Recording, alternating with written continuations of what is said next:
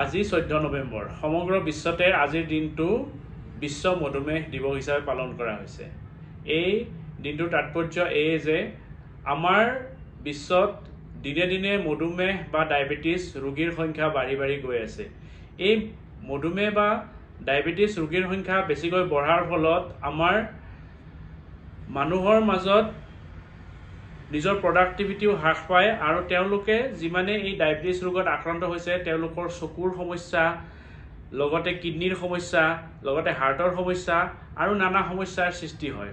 এই সমস্যাবোৰৰ পৰা হাত সাৰিবলৈ হ'লে আমি ডায়াবেটিছ ৰোগটো কণ্ট্ৰল কৰিব লাগিব। ডায়াবেটিছৰ ফলত আমাৰ চকুটো বিভিন্ন সমস্যাই দেখা দিয়ে। আমাৰ চকুৰ ভিতৰ ফালে ৰেটিনা নামৰ এটা অংশ থাকে। এই ৰেটিনাত কিছুমান ব্লাড ভেসেল থাকে। এই ব্লাড ভেসেলবিলাকৰ মাজেৰে ব্লাড চলাচল কৰে। ডায়াবেটিছ বেছিকৈ হোৱাৰ ফলত এই ব্লাড ভেসেলৰ ৱালবিলাক দুৰ্বল হয়। ব্লাড ভেসেলৰ ৱালবিলাক যেতিয়া দুৰ্বল হ'ব তেতিয়া মাজে মাজে এই ব্লাড ভেসেলবিলাক ফাটি যাব পাৰে। এই ফাটি যোৱাৰ ফলত ভিতৰত ব্লাড জমা হয়। এই ব্লাডবিলাক যেতিয়া আমাৰ মেকুলা এৰিয়াত জমা হয় তেতিয়াহ'লে আমাৰ চকুৰ দৃষ্টিশক্তি হ্ৰাস পায়। প্ৰথম অৱস্থাত এই ব্লাড জমা হোৱা সম্পৰ্কে ৰোগীজনে গমো নাপাব পাৰে।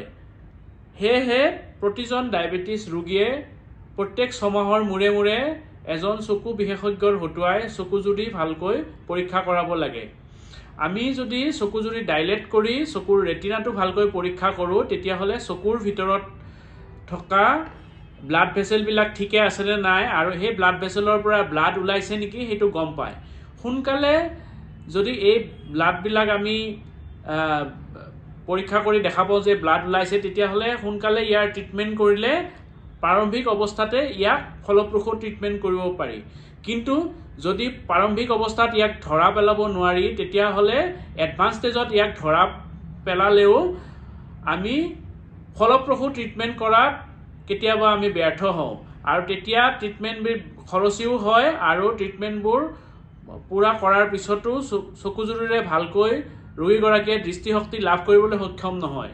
সেয়েহে আহক আমি সজাগ হওঁ, চিৰিয়াছ হওঁ আৰু এই মধুমেহ ৰোগৰ পৰা চকুত হ'ব পৰা অপকাৰ সম্পৰ্কে নিজকে সজাগ কৰোঁ আৰু সমাজকো সজাগ কৰোঁ আৰু প্ৰত্যেক 6 মাহৰ মূৰে মূৰে আমি আমাৰ চকুজুৰি এজন চকু বিশেষজ্ঞৰ হতুৱাই পৰীক্ষা কৰাওঁ আৰু মধুমেহ ৰোগটো কণ্ট্ৰল কৰাত আমি